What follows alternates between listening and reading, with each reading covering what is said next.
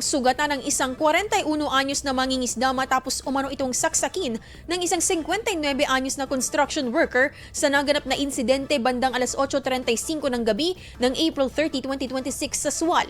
Batay sa paunang investigasyon, nagiinuman sa bahay ng suspect ang biktima kasama ang isa pang mangingisda nang mauwi sa mainitang pagtatalo ang kanilang usapan. Sa gitna ng komprontasyon, kumuha umano ang suspect ng kutsilyo sa kusina na ginamit sa pagbabalat at paghiwa ng mangga at paulit-ulit na sinaksak ang biktima. Agad na dinala ang biktima sa Sual Primary Care Facility Infirmary para sa paunang lunas, ngunit kalaunan ay inilipat sa Region 1 Medical Center dahil sa tindi ng tinamong sugat.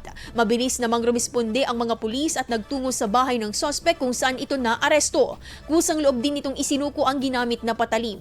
Dinala naman ang suspect sa himpilan ng pulisya sa Sual para sa dokumentasyon at kaukulang disposisyon.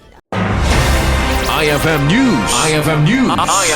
IFM News.